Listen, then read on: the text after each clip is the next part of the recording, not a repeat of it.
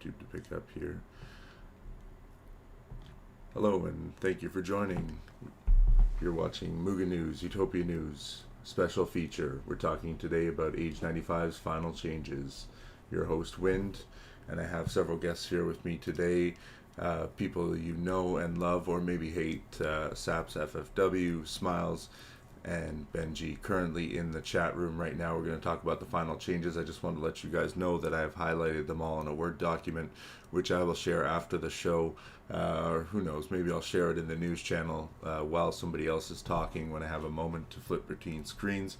But welcome to all my guests, and without further ado, let's get this show on the road. Be sure to tell everybody who's not in here to join right away. Be sure to check out the YouTube, as well as I do have the chat posted in the video, so any comments that you make will be visible to everyone in the video.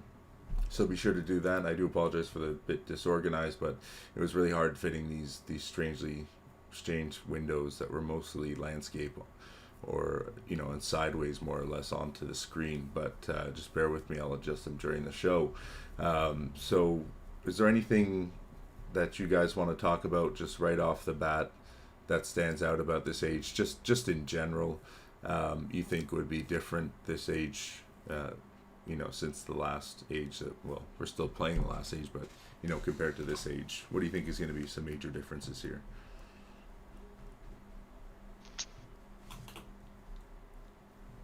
Who wants to go first? I think you just volunteered yourself. Yeah, I mean, look, I think you'll probably see a more attacker style setups, more heavier focus on that. I think you will probably see people picking more defined roles for those true blood bonuses. You know, there's some really good ones there, obviously, that people are thinking about. I know a lot of people are talking about Orc Smash and the free draft. I know other people have looked at obviously the spell duration as a really good bonus. But I think, you know, there's going to be a lot of decisions made by KDs on, you know, do they really want to give up, you know, a hybrid option of some of the half blood bonuses for those true blood bonuses. But I think in general, you will see more heavier attack style setups and less more TM walls. I think there will still be walls and turtling out there, but I don't think it will be, you know, your major focus like we have seen in previous ages. Yeah, absolutely, and that's something I kind of noticed, like when I first looked at the revised and proposed changes as well. Although, you know, Orc Smash, for instance, did get a small nerf, and as I said, you know, this will be highlighted in the, you know, as we go over the changes and final changes from proposed, and actually look at, you know, what actually in the game was changed. I made it nice and easy for everyone. I just shared the link to the document, the Google Doc that I created. Just before the show, so it's a bit rushed. I kind of went back and forth on a bit of the formatting, but it's more or less straightforward. You guys should be able to easily understand it. Again, it is on the screen, so if you are watching on the YouTube, I currently have it posted, so you can see what I'm seeing basically. So in terms of general changes, nothing's changed from the proposed changes. Military attacking and defending, one of the things that was added was intra-kingdom traditional march attacks will be removed. What's the reasoning behind that one? FFW, do you have any reasons on that one? Well, it's a last minute change really, because two kingdoms abuse intra-kingdom attacks just to get the province crown, so we really don't want to encourage that type of behavior anymore. Oh, very nice. Why now, after 80 ages? Is it just because it's been the most relevant age of it happening? Or? I think that would probably be it, Smiles. That would probably be the most relevant age of it happening. I mean, it's been happening the whole time. It's just that It was, yeah, more in it the just got limelight today.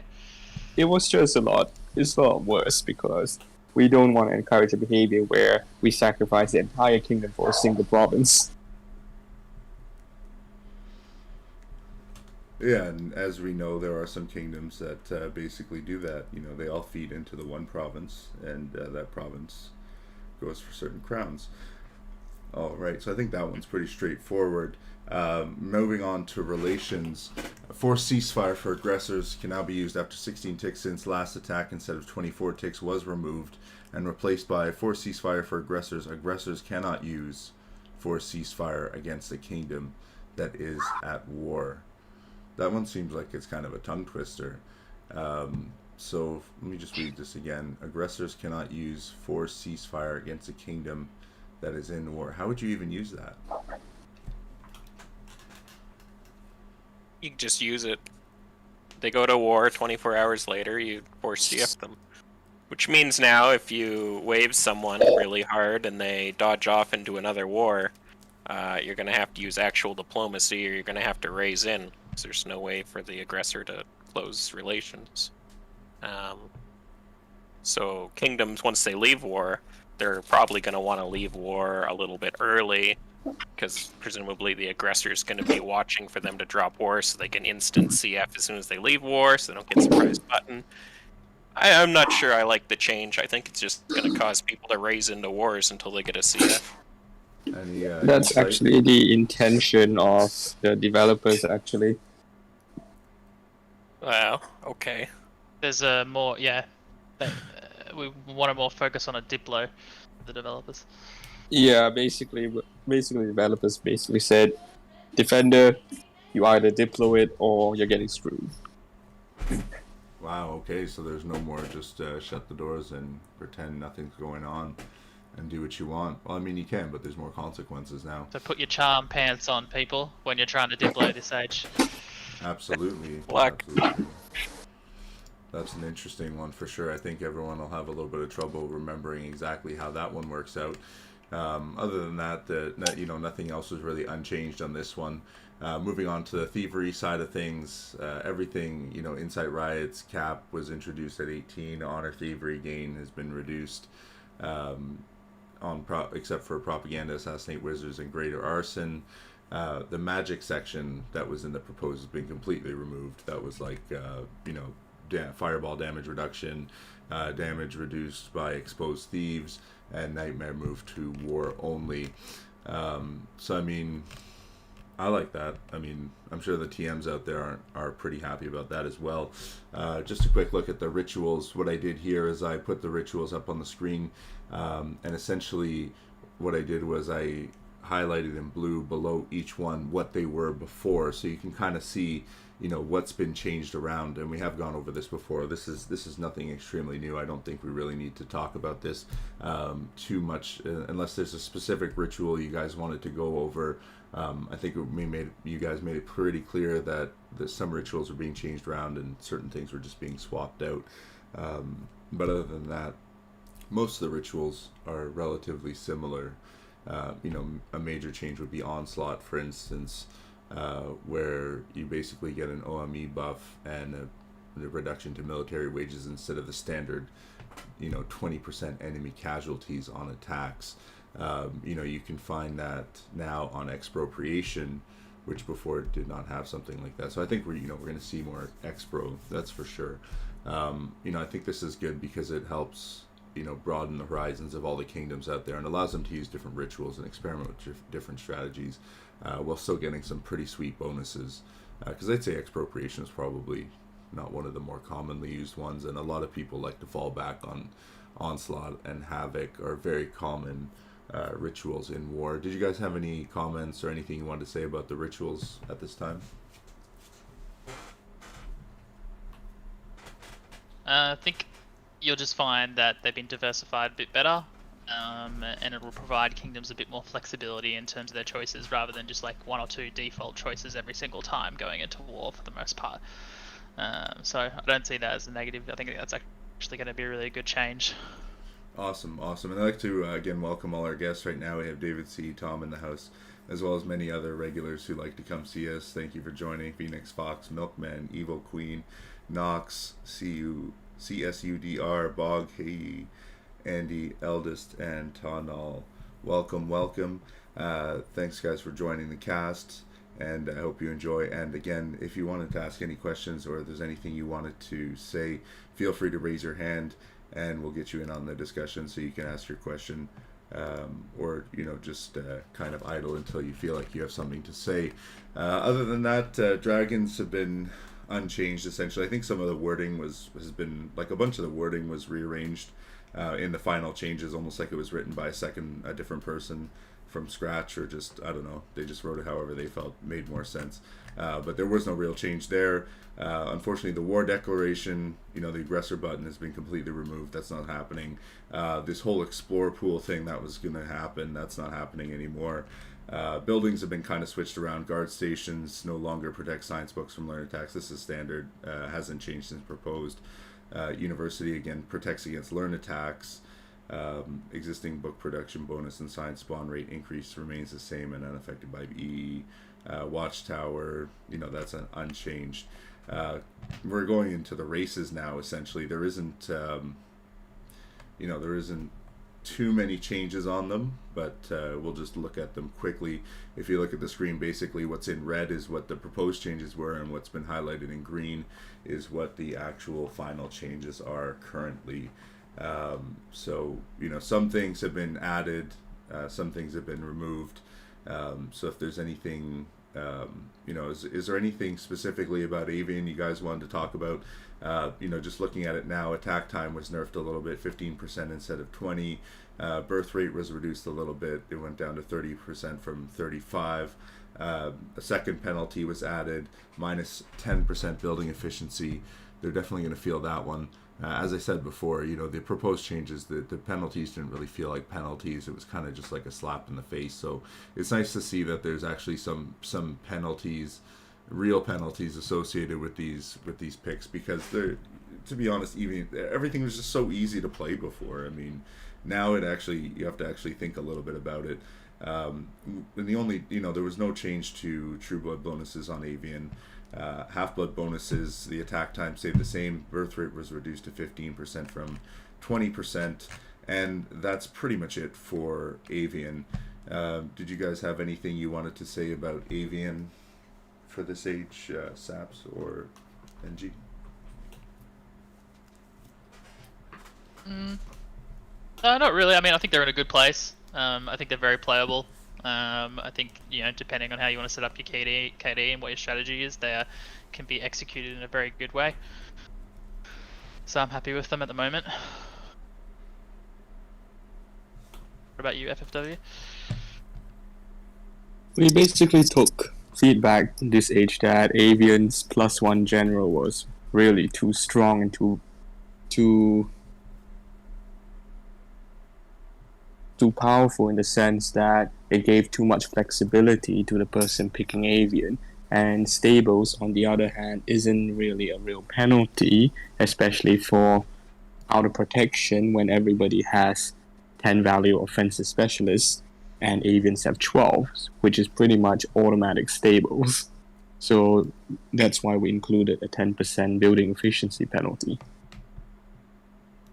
And now we've also, moved the general to the True Blood bonus, so if you really want it, and you still want to continue using it, you have to obviously go a pure race. Yeah, and I don't think too many people will complain about that. I mean, Avian is a great pick. It's definitely an awesome attacker to play. Not one of necessarily my favorite one, as you all know. I like Orc, but it's a pretty fun playthrough no matter what. So I think players are going to enjoy Avian this age thoroughly, whether they choose the True Blood or the Half Blood. There's some great stuff there. I mean, I'll take accurate espionage any day. That's such a good thing to have. It also saves. It's just a good thing to have. We'll just leave it at that. All right, so enough with Avian. Let's move on to Dryad. Not too many Dryads here.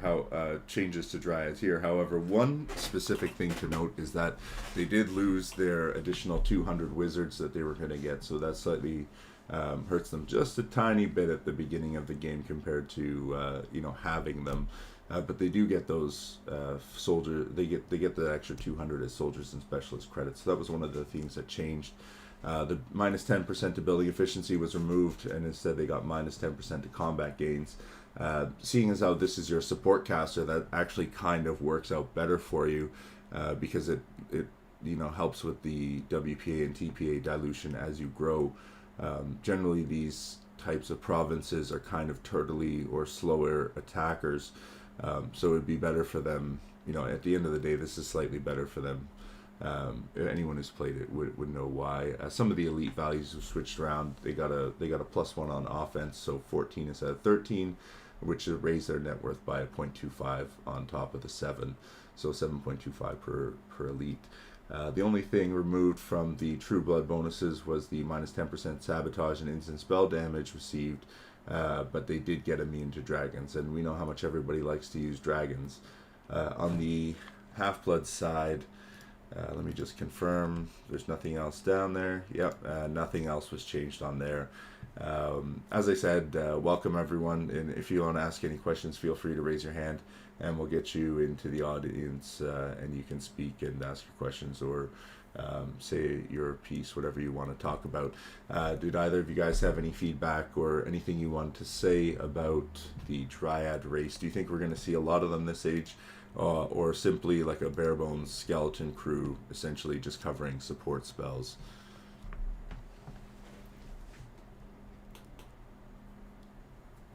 I think you will see more of them.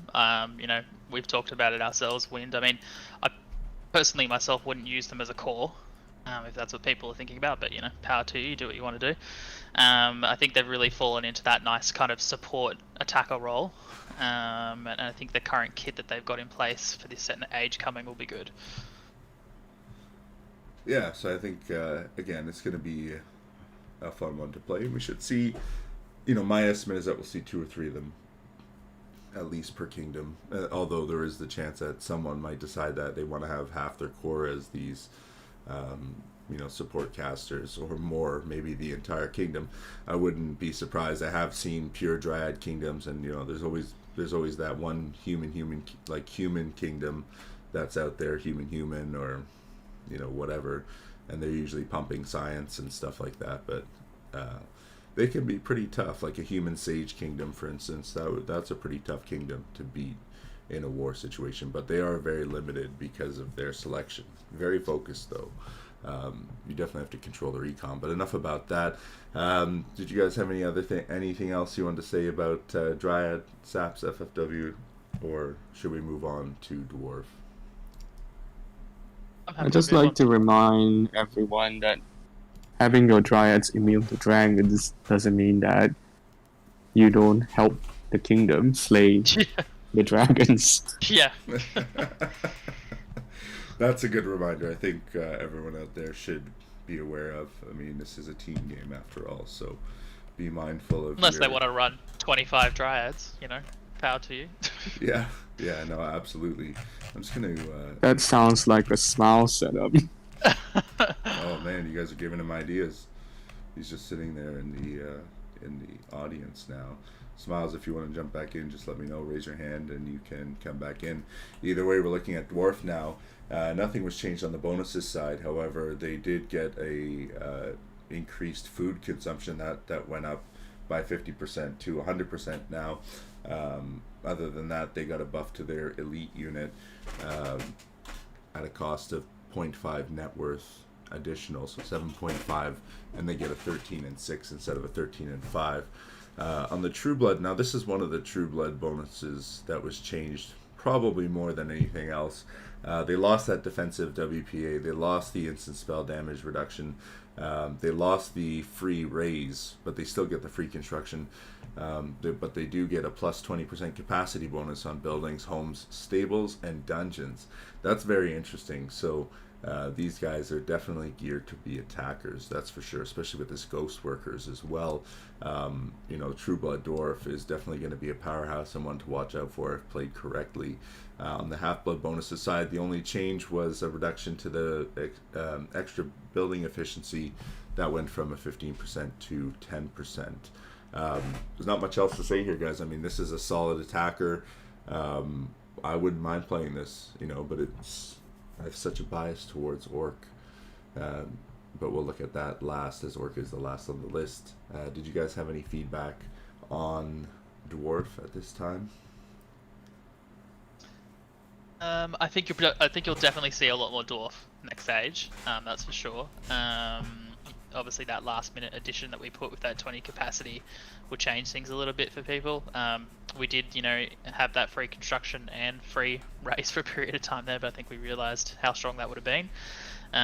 So overall, I think Dwarf's in a pretty good place at the moment. I think it's a different style to most usual cores, but I think it's very much, you could use it as a core for your whole KDE if you wanted to, but you'd be coming at it from a different angle than usual setups. Awesome. Any feedback on Dwarf FFW? No, but what we really do need to remind everybody is that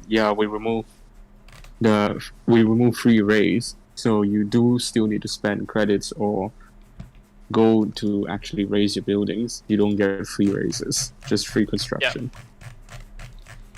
Yeah, exactly, and that's something that I've seen people mess up from time to time. It sucks, but it does happen. It definitely does happen. And for potential players who intend to play Dwarf next age, this is not a very easy choice to play. No, so I definitely would recommend everyone to do a lot of simulations and calculating before you embark on this journey. And you know what? Once we get to the TM side of this, we are going to look at one of the reasons why Dwarf is going to be a little bit hard to play. So now that we've talked about Dwarf, let's move on to the next one. And here we go. We're already at Elf. And we just added to a new page here. There we go. Elf. Okay, so what does Elf get? Oh, this one got a few changes, a little bit more than the rest. So basically what happened was the tower efficiency was removed and replaced by a plus 30% room production. They lost Revelation, as pretty much all TMs did this age, or all of them did this age, as we talked about before. They did gain Chastity on their spellbook, and contrary to typical elf behavior, you know what, actually that was one thing I didn't adjust here, but they lost their defensive spec of 12, which is a very common thing for elf pretty much all the time. Instead they have a 10 now instead of that, what they normally had forever. Same with their elite. One of the things that changed is they've actually got more of a dark elf kind of appearance now, with this more defensive elite. So their defensive specialist is down to a 10. Their offensive specialist is up to an 11 from the 10. The elite switched from an 11-7 to a 6-12, which again, this is more dark elf is kind of behavior we see here from their military.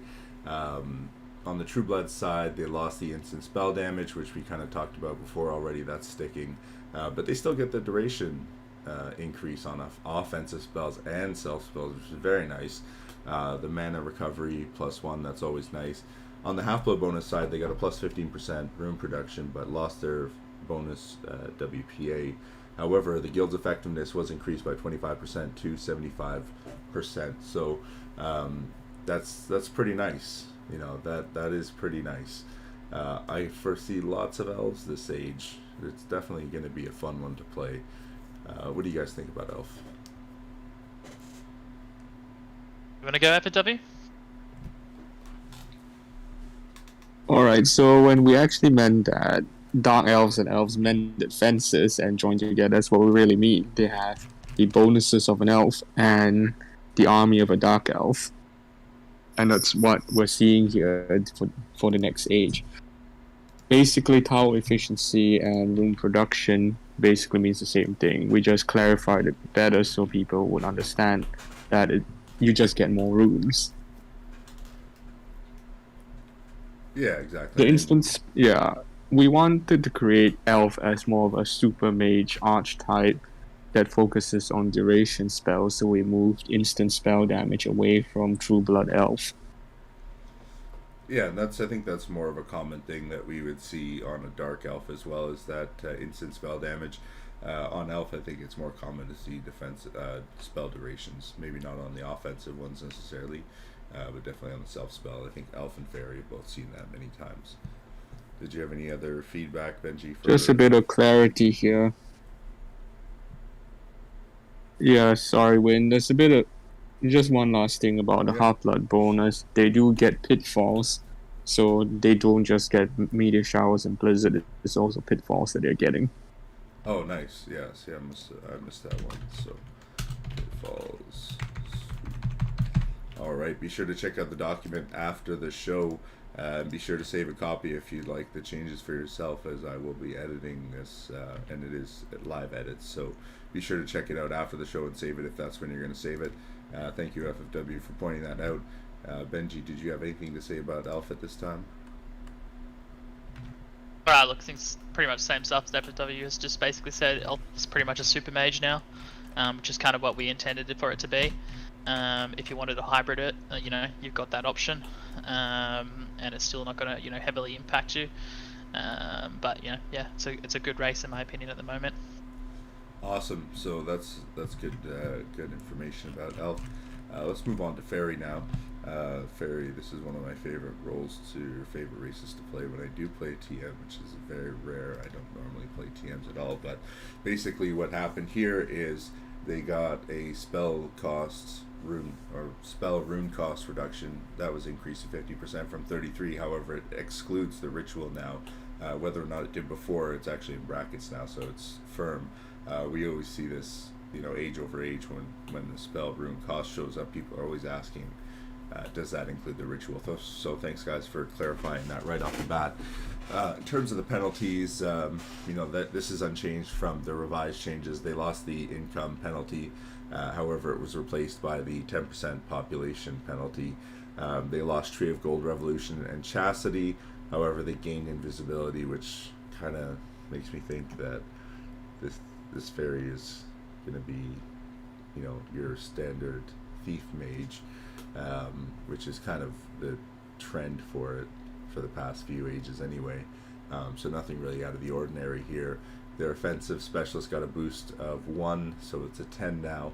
The elite lost the offensive point, so going from a 613 to a 513 now. With I think a your little bit microphone might have reduced. died for a second there, Wind. Oh, hold on a second. Let me just double check the Discord thing. Yeah, you know what? It's just a bad Discord connection right now. It should come back shortly. Just give it a second. There we go. You're good now. Yeah, every so often I lose some Discord bandwidth there. Anyway, yeah, so what I was saying was, looks like, you know, the offensive specialist gained a +1 at the expense of the elites. You know, 613 is now a 513. So their regular 9-0 offense was now a 10-0 offense. Again, you know, the net worth pretty much almost balances out anyway. Although it looks like, you know, the Fairy's elite's gone down slightly in net worth. That's the main thing. But it does look like True Bloods get that Tree of Gold back, which I think we were talking about in the revised changes. And the sabotage damage was increased by 15%. So it's very likely we're going to see some Fairy Halflings, I think, you know, next stage, or Fairies doing a lot of ops, that's for sure, as they always do, though. Other than that, they lost the Thievery losses reduction of 50%. Let's see here. I think that was it for them. Let me just scroll down. Oh, the Half-Bloods gained the spell rune cost reduction, excluding rituals. So definitely a nice one to have, you know, as a Half-Blood, that's for sure. I mean, these are some nice bonuses. I mean, I would pick Ferry as a Half-Blood. What do you guys think about Ferry? Would you take a True Blood, or would you take a Half-Blood Ferry if you had the choice?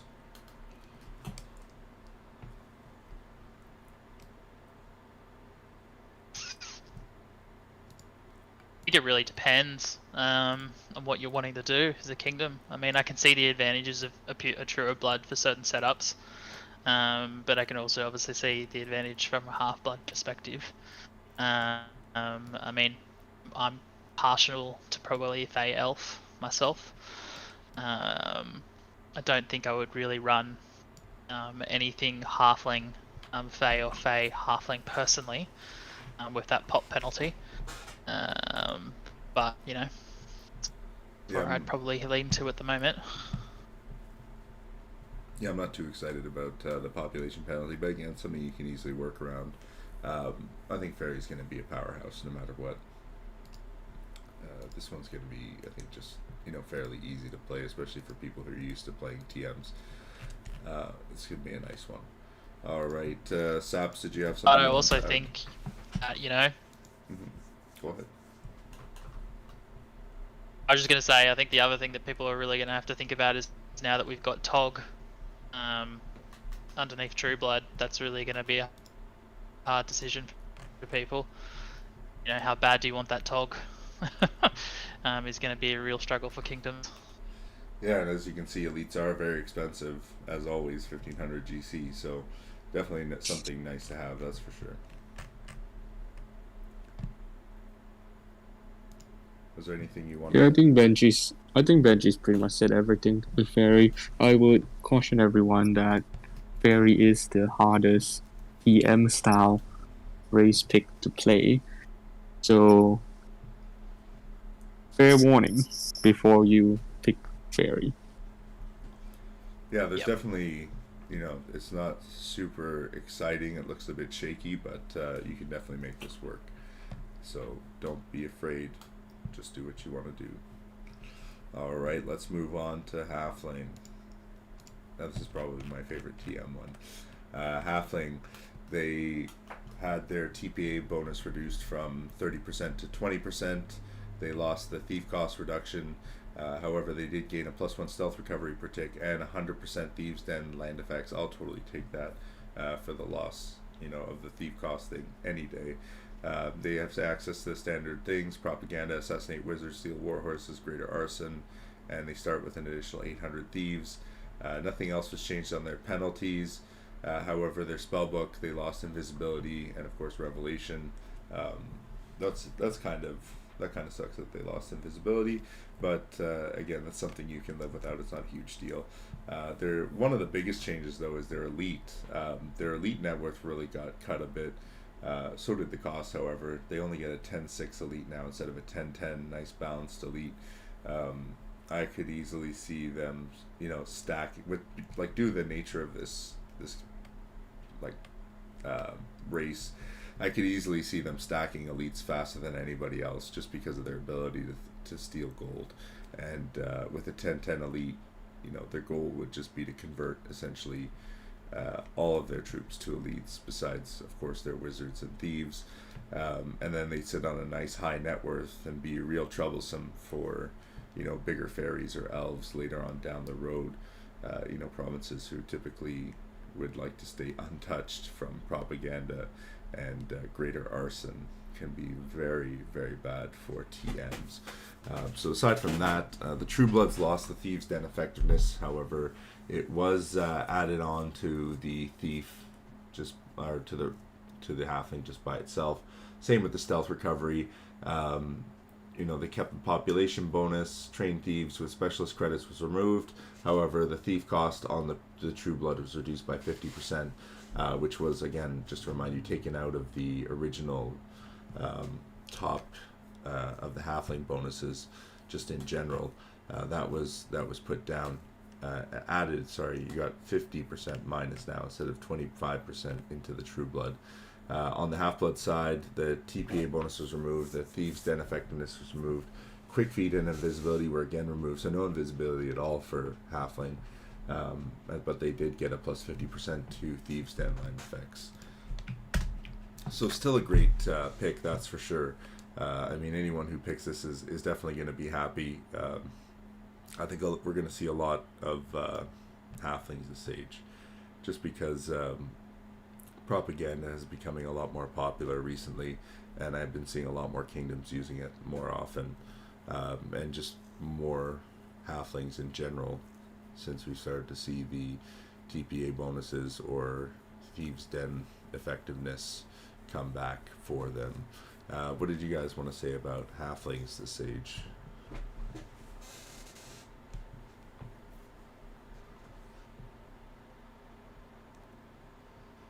I think they are probably I think are going to be definitely a popular pick, as you said, Wind. But I also think people need to be very aware that you're running a 10 death, 10 off ratio.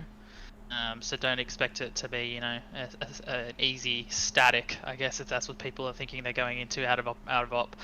I mean, you've seen Wind. I've warned anyone that's considering playing halfing in our kingdom that don't expect it to be an easy ride, because it's not going to be with the way that attackers are set up next stage. I think you'll have to think about how you're going to balance your WPA, because there is no, obviously, WPA modifiers on Halfling. There's no benefits at the moment on Halfling if you go pure. So, you're relying essentially on, pumping guilds or getting wizards via prop. Be an easy win race. It's definitely not. You're going to have some planning behind it. But, if you plan it well, there is a lot of reward in TM, in my opinion. Absolutely. Plus, you get the flexibility of being able to attack your enemy, is what I see there. So if the halfling ever does get attacked, like Dryad Marsh, they can actually do something, and at least ambush that attack. So that's something they have to look forward to.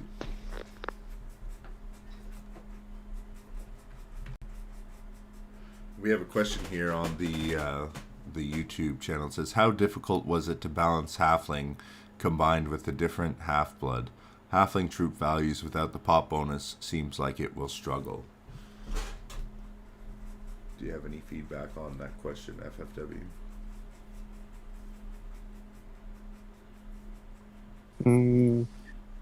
I don't think it's necessarily difficult to balance the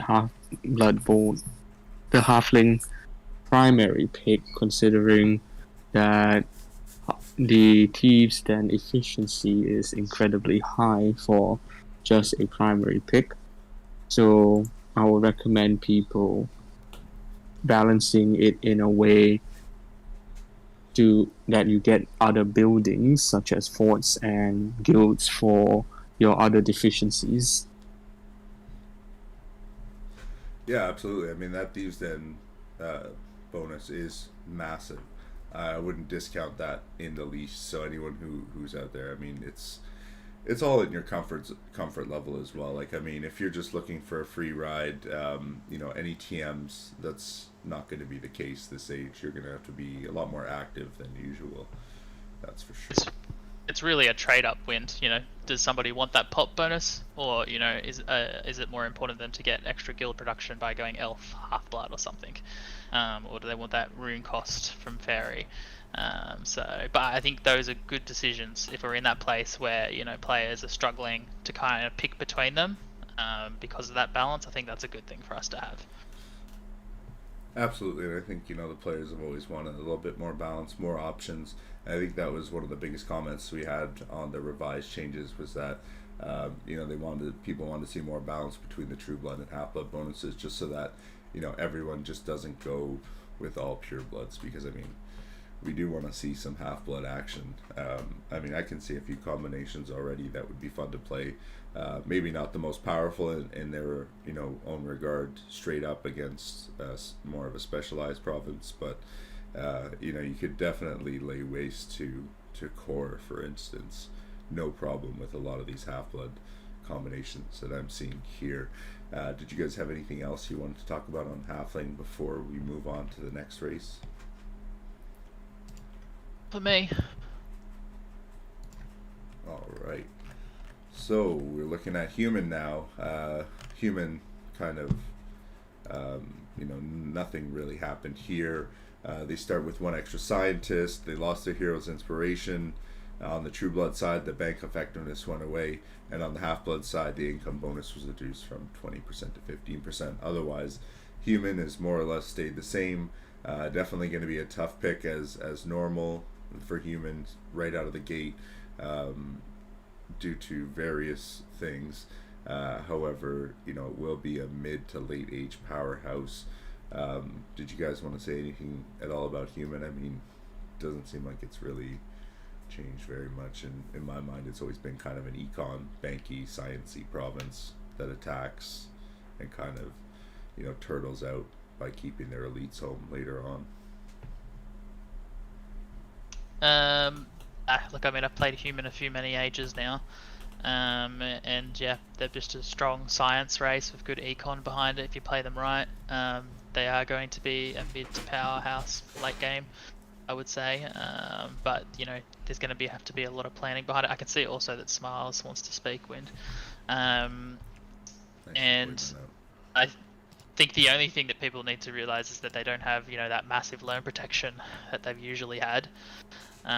So, you know, there's going to be a lot of orcs out there seeking out humans on Target Finder for science, more than likely. So, yeah, look, I think it'll be a fun race, but I don't think you should be going into out-of-op protection with a full human core thinking you're going to beat an orc core. Yeah. Smiles, whenever you'd like to speak, go ahead. Oh, there you go.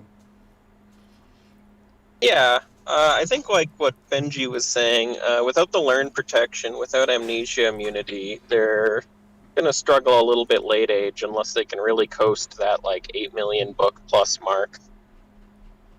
But I think people should keep track of that 30% income more than anything. That's a big bonus we haven't really seen since Dryads 4 ages ago, and it goes a long way.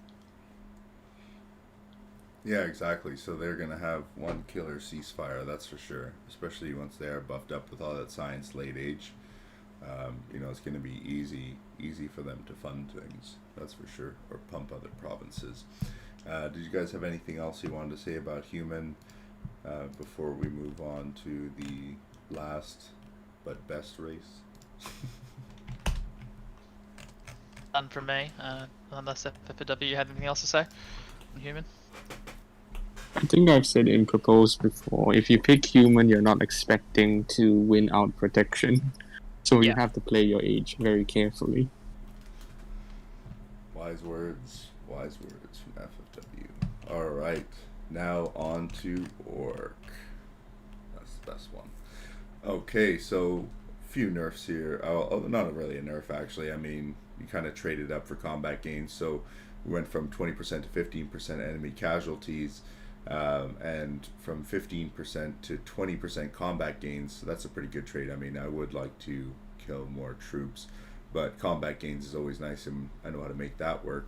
On the elite side, they went from a 15-3 to a 16-3, so they got a nice little offensive boost there for a little bit of extra net worth. It went from a 6.75 to a 7. On the Half-Blood side, they lost their reduced training time. However, you know, the Half-Blood plus 10% enemy casualties and combat gains is pretty sweet on its own. That training time is just unnecessary, I think. I mean, I think you all know how I feel about Orc, and I'm very likely going to be playing it, so what do you guys want to say about Orc?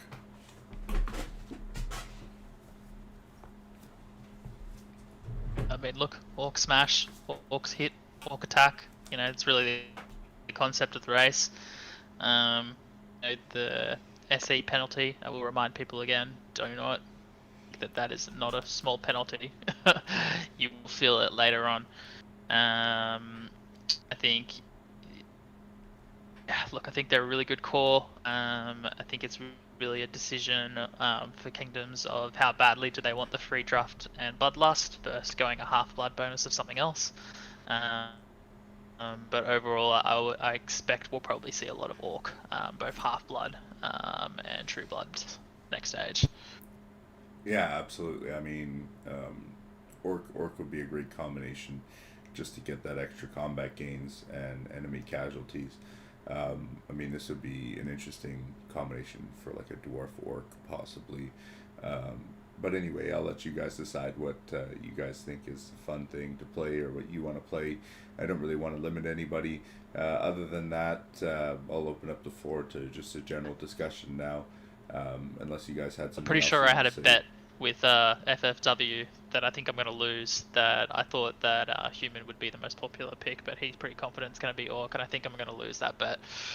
So. I would say that you're probably correct, because I've seen a lot of chatter about Orc so far, and with Undead gone, Orc is the next in-line pick generally when people don't choose Undead. So I do think we'll still see a lot of Dwarves and Humans, though, and Avians, of course. So I'm actually excited to see this Age of Attackers. I hope we come up with a good name for the age. Do we have the age named yet, or is that going to be like a last minute thing? I don't know if I actually looked if FFW knows. I don't know actually. We don't have a name yet. Yeah. All right, so hopefully we get an awesome name for this age, and I hope it has something to do with attacking, possibly orcs. That would be awesome. Age of Orcs, come on guys, you can do it. Anyway, it would also be nice to win the Age of Orcs too. Quad Crown. Anyway, like I said, I'll open up the floor to any general comments, questions, anything you guys want to say about the age changes of the game in general. Feel free to just go ahead, and again, anyone in the audience, feel free to raise your hand if you want to ask any questions to any of the people in the room here, including myself. I'll open up the floor now for you guys, and we can talk about some stuff for a little while. I know Benji's a little bit short on time. This podcast has gone about 45 minutes now for the recorded portion, as we were doing sound tests for about 10 or 15 minutes beforehand that was not recorded. So we have been in here for almost an hour now. Was there anything else you guys wanted to talk about? Put it out really more to the audience. If the audience has anything else they want to ask or get opinions on things for going into the new age, happy to give some input there. And also,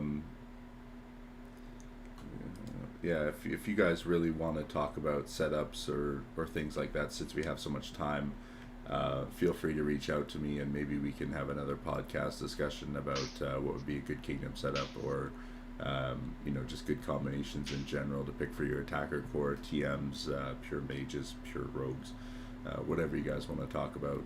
We could always arrange that. I'm sure Persian would have some insight onto that. Unfortunately, he is unable to join for this podcast.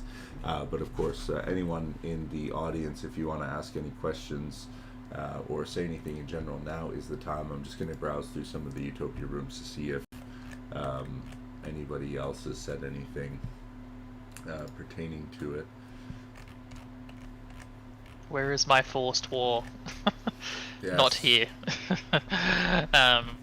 At the moment. Yeah, I see Celian just posted that, but yeah, I wish we had that. Hopefully we get that coming up next age, or next age. But I'd like to see a mechanic like that for sure. I want to see as much war as possible.